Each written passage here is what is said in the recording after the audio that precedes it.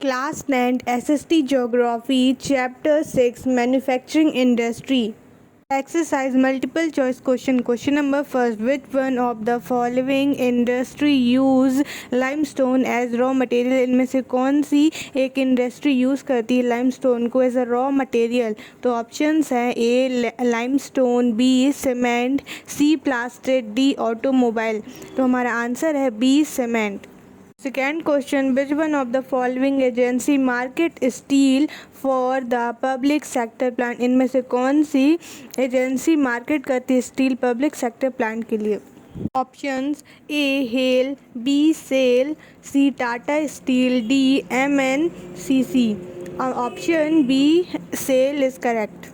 Question third, which one of the following industries uses bauxite as a raw material? इनमें से कौन सी industry जो है यूज़ करती है बॉक्साइट को as a raw material?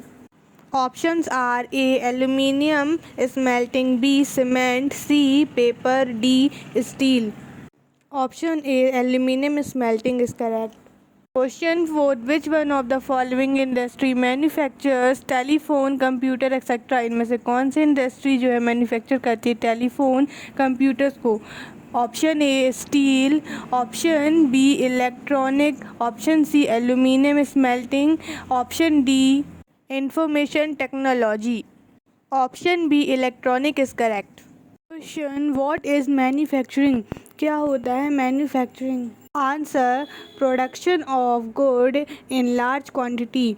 Goods का प्रोडक्शन करना एक लार्ज क्वांटिटी में after processing from raw material to more valuable product is called manufacturing. Raw material से उसे एक वैल्यूएबल प्रोडक्ट में कन्वर्ट कर देना वो होता है manufacturing. For example, paper is manufactured from would. Would say जो है पेपर बनता है. शुगर फ्रॉम शुगर केन से शुगर बनता है. Iron and steel from iron ore. Iron और स्टील जो है आयरन ओर से. And aluminium for bauxite.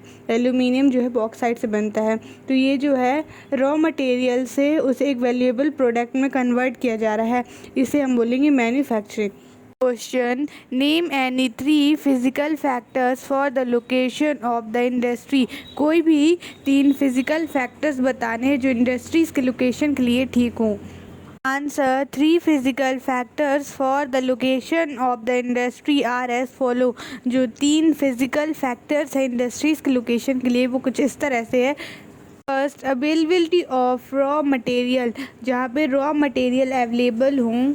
Second, power resources, जहाँ पे पावर रिसोर्सेज हो. एंड थर्ड, सूटेबल क्लाइमेट, और जहाँ पे सूटेबल क्लाइमेट हो. ये ही 3 फैक्टर्स हैं इंडस्ट्रीज़ के लोकेशन के लिए. Question, name any 3 human factors for the location of an industry. कोई भी 3 ह्यूमन फैक्टर्स बताने इंडस्ट्रीज़ के लोकेशन के लिए. Answer, 3 human factors for the location of the industries are as follow. जो 3 ह्यूमन फैक्टर्स है इंडस्ट्रीज़ के लोकेशन के लिए वो कुछ इस तरह से है. फर्स्ट, लेबर होनी चाहिए. Second, market. And third, transport की फैसिलिटी होनी चाहिए. और फोर्थ, कम्युनिकेशन फैसिलिटीज़ भी होनी चाहिए. ये 3 ह्यूमन फैक्टर्स है इंडस्ट्रीज़ के लोकेशन के लिए. Question, what are basic industries?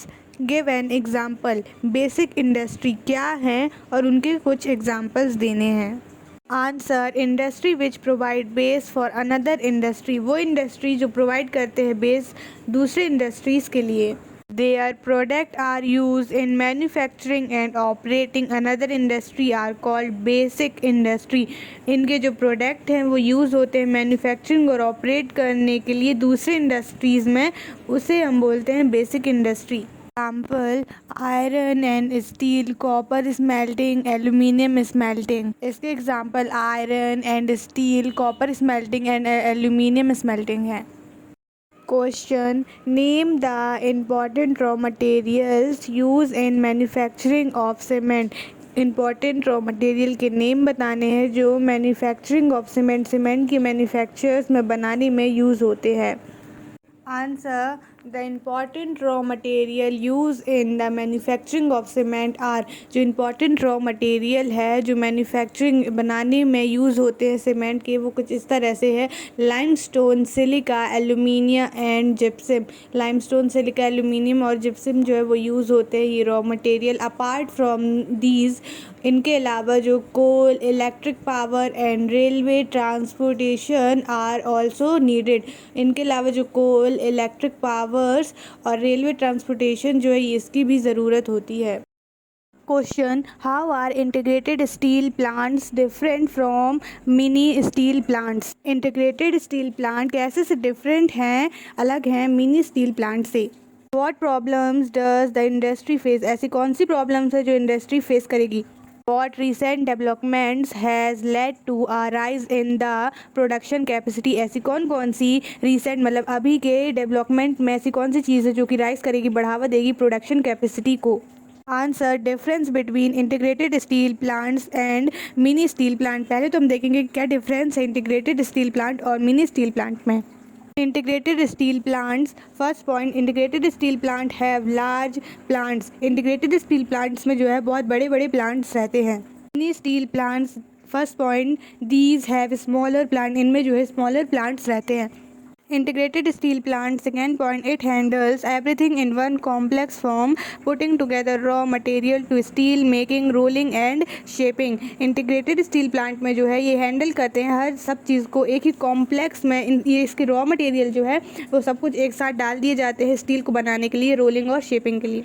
Steel plant, second point, these have electric furnace. इनमें जो है इलेक्ट्रिक फर्नेस रहता है। Use steel scrap and sponge iron. इसमें स्टील स्क्रैप और फंजी आयरन का यूज़ होता है।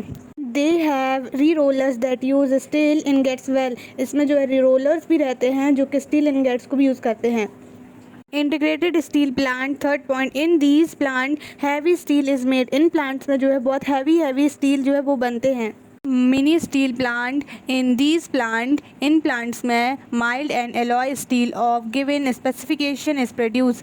जो स्पेसिफिकेशन जो स्पेसिफिकली जो दिए गए हैं माइल्ड और एलॉय स्टील जो है वो प्रोड्यूस होते हैं, बनते हैं। Integrated steel plant, fourth point, India has 10 integrated steel plant. India में जो है 10 इंटीग्रेटेड स्टील प्लांट्स हैं। Steel plant, these are many small steel plant. ये जो है बहुत छोटे स्टील प्लांट्स होते हैं। प्रॉब्लम्स ऑफ स्टील इंडस्ट्री, क्या प्रॉब्लम्स है स्टील इंडस्ट्रीज़ में? True, India has enough natural resources for the development of steel industry. India के पास जो इनफ पर्याप्त नेचुरल रिसोर्सेज है स्टील इंडस्ट्रीज़ के डेवलपमेंट के लिए। Still the production of steel is not increasing as per the domestic demand. लेकिन फिर भी जितना डोमेस्टिक डिमांड है स्टील का उतना उसका प्रोडक्शन इंक्रीज़ नहीं हुआ है। Its main resources are lack of favorable capital investment in steel industry and delay in the implementation of new technology. इसके मेन रिसोर्सेज जो है वो कैपिटल इन्वेस्टमेंट जो है स्टील इंडस्ट्री में उसकी कमी होना और न्यू टेक्नोलॉजी को इम्प्लीमेंट करने में देरी होना, डिले करना। Along with these another resources are also responsible such as. इसी के साथ जो है दूसरे रिसोर्सेज रिस्पॉन्सिबल हैं, वो कुछ इस तरह से हैं। First, the Indian coal used in the steel making is low grade, which hinders the development of this industry. जो इंडियन कोल यूज़ होता है स्टील को बनाने के लिए वो बहुत लो ग्रेड रहता है। ये जो है हिंडर मतलब बाधा बना है इंडस्ट्री के डेवलपमेंट में। Second, irregular supply of electricity to steel plant and increased cost of produced steel due to higher rate of electricity have also troubled the progress of this industry. जो irregular supply है electricity का steel plant में और increase cost जो है steel के product में, क्योंकि जो हायर रेट है इलेक्ट्रिसिटी का वो एक ट्रबल परेशानी बन गया है इंडस्ट्री के प्रोग्रेस के लिए। Third, high price of main raw material, particularly imported scrap, is also responsible for less development of this industry. जो हाई प्राइस है रॉ मटेरियल का वो भी रिस्पॉन्सिबल है इस इंडस्ट्रीज़ के लेस डेवलपमेंट के लिए। Fourth, in this industry, in term of both raw material and finished good, bulky material is transport. Hence, due to this industry often face transport problem. ये industry में जो है दोनों रॉ मटेरियल और finished good दोनों जो है बहुत बड़े पैमाने पे ट्रांसपोर्ट किए जाते हैं, इसलिए जो है ये इंडस्ट्री को ट्रांसपोर्ट में भी प्रॉब्लम फेस करना पड़ता है. Fifth, according to the industrial law of country, the responsibility for the development of steel and iron industry goes to government. But public sector undertaking of this industry are not satisfactory. Country के industrial law के according जो है ये responsibility जो है development की steel और iron industry को की वो गवर्नमेंट को जाती है, लेकिन जो पब्लिक सेक्टर है वो इससे सेटिस्फाई नहीं है. Improvement in production capacity, production की कैपेसिटी में improvement. Liberalization and foreign direct investment have given a boost to the industry with the efforts of private entrepreneurs. Liberalization and foreign direct investment के कारण जो है industry boost हुए हैं private entrepreneurs के efforts से, प्रयासों से. In 2018, with 106.5 million ton of crude steel production, 2018 में 106.5 million ton crude steel production हुआ और India ranked second among the world crude steel producers. India पूरे वर्ल्ड में सेकेंड रैंक में है क्रूड स्टील के प्रोड्यूसर्स में. It is the largest producer of sponge iron, ये बड़ा प्रोड्यूसर्स है स्पंज आयरन का. Question, how does industries pollute the environment, कैसे से इंडस्ट्री पल्यूट प्रदूषित कर रही है इन्वायरमेंट को. Answer, although industrial progress contributes significantly to Indian economic growth and development. ऐसे इंडस्ट्रियल प्रोग्रेस जो है इंडस्ट्रीज़ की ग्रोथ जो है वो ही इंडियन इकोनॉमिक ग्रोथ और डेवलप में कंट्रीब्यूशन योगदान देती है. They have caused many environmental problems that can not be overlooked. इसी के साथ जो है ग्रोथ के साथ साथ इन्होंने जो है इन्वायरमेंटल प्रॉब्लम भी कॉज की है जिसे हम ओवरलुक मतलब नज़रअंदाज नहीं कर सकते. The environmentalists are concerned about waste, polluted water, poisonous gas, etc. Polluted gas, poisonous gas के कारण जो environmentalists वो concern हो गए, मतलब कि चिंता में आ गए हैं. Discharge from the industrial unit which are polluting the whole environment and leads to imbalance ecosystem. जो डिस्चार्ज हैं इंडस्ट्री से वो पल्यूट कर रही है पूरे इन्वायरमेंट को और इम्बेलेंस पैदा कर रही है इकोसिस्टम में. The condition of pollution reached to crisis point and existence of life on the earth become in danger. जो कंडीशन है पोल्यूशन की वो बहुत ख़राब पॉइंट पे आ गई है और एग्जिस्टेंस जो है लाइफ की एग्जिस्टेंस भी अर्थ पे बहुत ही ज़्यादा डेंजर खतरनाक होते जा रही है. Industrialization led to the following main pollution. Industrialization कारण कुछ इस तरह के पोल्यूशंस हो रहे हैं. First, air pollution. The smoke emitted from chimneys of industrial factories is the main cause of air pollution. जो industrial factories के चिमनी से smoke आता है वो main cause है air pollution का. The quantity and nature of pollution created by industry depend upon the raw material and construction etc. used by industry. जो quantity और nature है pollution का, किस nature का रहेगा pollution, वो industries के raw material और construction पे depend रहता है कि वो क्या use करते हैं. In this point of view, textile industry, chemical industry, metal industry, refineries and sugar industry spread more pollution than another industry. अगर हम point of view से देखिए तो इन सब इंडस्ट्री जो है वो ज़्यादा pollution कॉज करती है दूसरे इंडस्ट्रीज़ के कंपैरिजन में. These industries discharge harmful and poisonous elements in the atmosphere such as carbon dioxide, carbon monoxide, sulfur dioxide, dust that pollutes the air. ये इंडस्ट्री जो है वो डिस्चार्ज करती है बहुत हार्मफुल और पॉइजनस एलिमेंट एटमॉस्फेयर में, जैसे कि carbon dioxide, carbon monoxide, sulphur dioxide और डस्ट जो पल्यूट करते हैं एयर को. Water pollution. Water is a basis of life, मतलब पानी जो है वो आधार है जीवन का.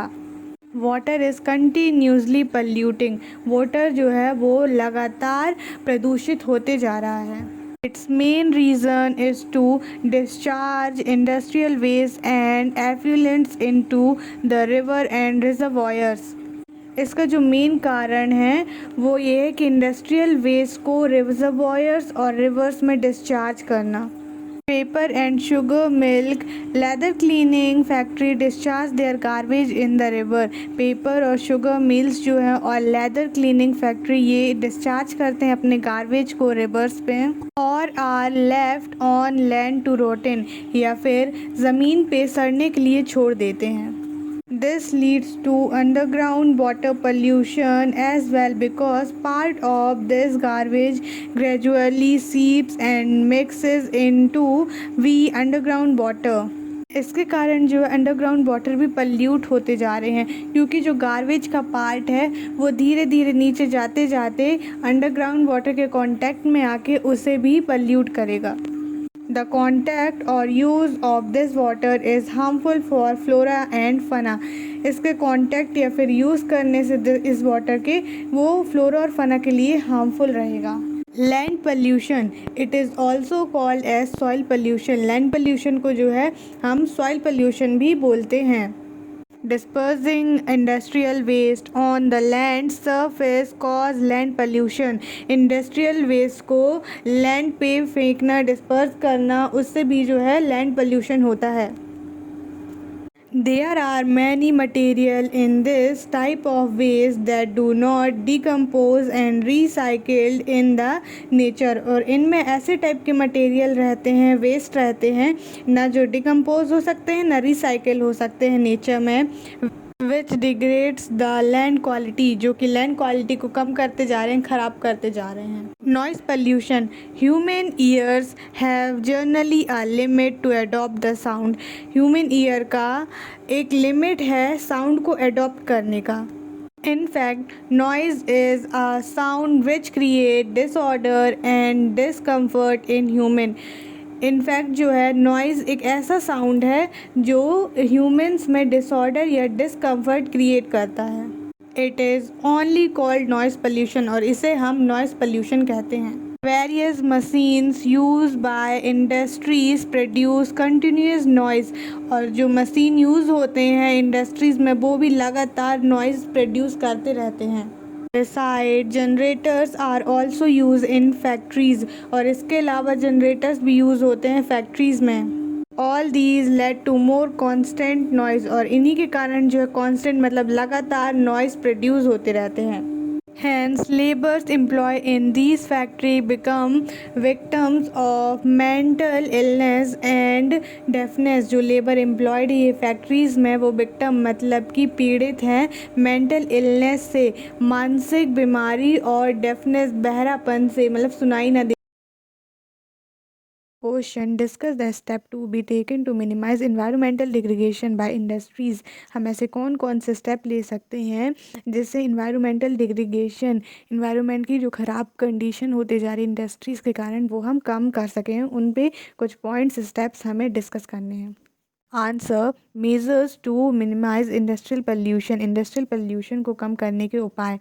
Following steps should be taken to minimize environmental degradation by industry.